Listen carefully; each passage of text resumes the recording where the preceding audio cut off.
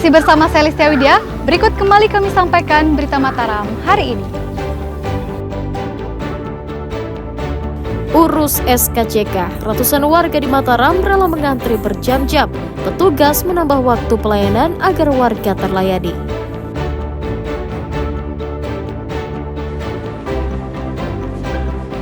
Polisi menetapkan 20 tersangka perusakan kantor Polda dan DPRD NTB, 6 orang diantaranya adalah pelajar.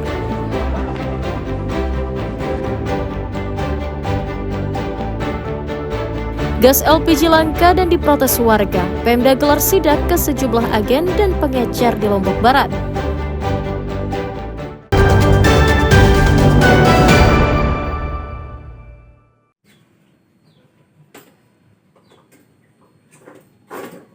Seekor biawak berukuran cukup besar dievakuasi tim pemadam kebakaran Kota Mataram dari rumah salah seorang warga di Jalan Panji Tilar Negara, Kecamatan Ampenan pada Selasa sore. Evakuasi tersebut atas laporan pemilik rumah yang takut karena biawak masuk ke rumahnya dan sempat mengacak-acak pakaian dan perabotan. Petugas damkar yang datang ke lokasi menemukan biawak tersebut bersembunyi di dalam lubang meteran air di halaman rumah. Setelah berjibaku selama 20 menit, biawak dapat ditangkap dan dimasukkan ke dalam karung. Biawak tersebut diduga masuk ke dalam rumah warga untuk mencari makanan karena habitatnya terus menyempit akibat alih fungsi lahan menjadi permukiman. Saya kebetulan pulang dari kerja, melihat seekor biawak masuk perkarangan rumah. Yang biawak tersebut akan mau masuk ke ruang tamu, langsung lari keluar. Saya langsung menghubungi Damkar Kota Mataram untuk mengevakuasi seekor biawak tersebut. Hewan ini sempat mengganggu aktivitas di rumah. Ya, menurut informasi dari pemilik rumah, memang biawak ini karena pemilik rumah itu risih, Pak. Karena ada suara garukan, suara ya pokoknya yang membuat dia gaduh lah di sisi rumah, sehingga kadang-kadang sisi rumah takut dikirain ada apa di plafonnya. Soalnya biawak itu turun naik. Dia kadang-kadang berusaha, dia bisa merusak plafon atau barang-barang yang dekat di sana itu untuk mencari makan barangkali. Mungkin dia kelaparan sehingga dia berani masuk ke rumah. Biawak selanjutnya dibawa petugas ke kantor damkar untuk selanjutnya dilepas liarkan ke wilayah yang jauh dari permukiman masyarakat atau ke hutan lindung yang menjadi habitatnya. Dari Kota Mataram, Awaludin dan Riyadi Sulhi melaporkan.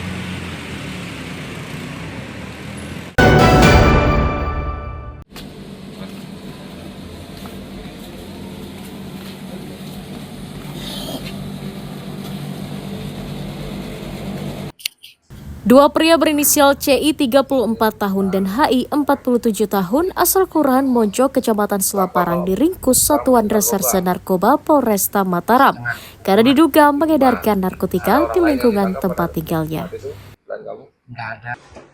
Kedua tersangka ditangkap di sebuah rumah di lingkungan Monjok Timur diduga sedang menunggu pembeli.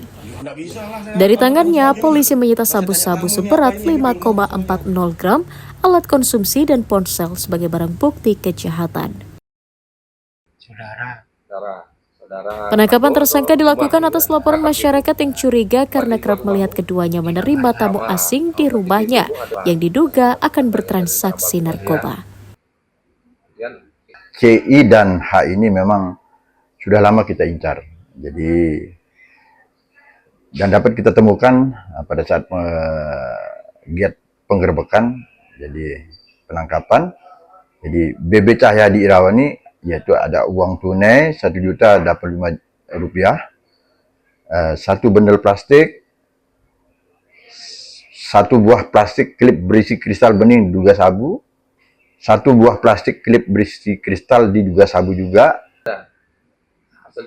Tersangka mengaku baru 1 minggu menjual sabu-sabu karena tidak punya pekerjaan dan tergiur keuntungan. Kalau barangmu dulu itu pakai, selain itu jualan juga. Sudah sejak kapan mulai melakukan kegiatan jual beli narkoba? Ya kemarin Pak. Kemarin kapan? Ya 1 minggu yang lalu. Pernah masuk penjara enggak dulu? Enggak pernah. Apa alasanmu jual narkoba itu? karena nggak ada kerjaan. Nggak ada kerjaan lain. Ya, Atas ulahnya, tersangka dijerat Undang-Undang Narkotika dengan ancaman hukuman pidana minimal 5 tahun penjara. Awaludin dan Redi Suhi melaporkan dari Kota Mataram.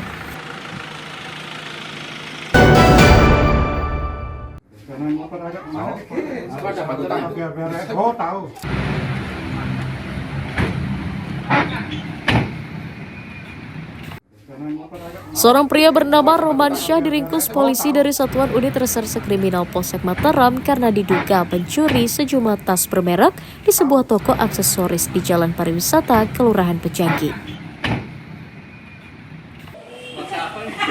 Tersangka ditangkap atas laporan pemilik toko yang tokonya dibobol maling dan kehilangan 3 buah tas seharga jutaan rupiah. Berbekal keterangan sejumlah saksi dan rekaman kamera pengawas, polisi membekuk tersangka kurang dari 24 jam. Polisi juga berhasil menyita 3 buah tas bermerek yang belum sempat dijual pelaku yang merupakan seorang residivis.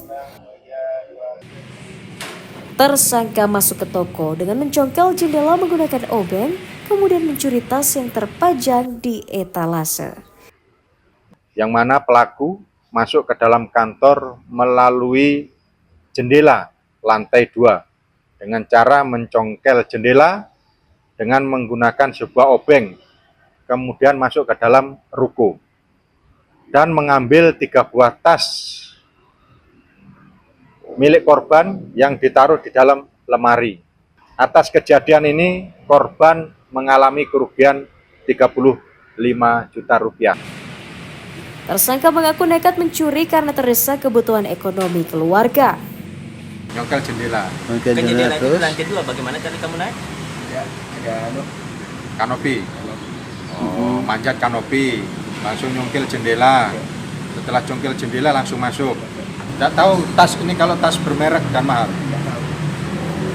Nah itu nanti seandainya sudah terjual itu uangnya untuk digunakan apa? Makan. Untuk makan. Memangnya tidak ada kerjaan? Atas ulahnya, pria 40 tahun itu dijerat pasal 363 KUHP tentang pencurian dengan pemberatan dengan ancaman hukuman pidana minimal 5 tahun penjara. Awaludin dan Redi Suhi melaporkan dari Kota Mataram.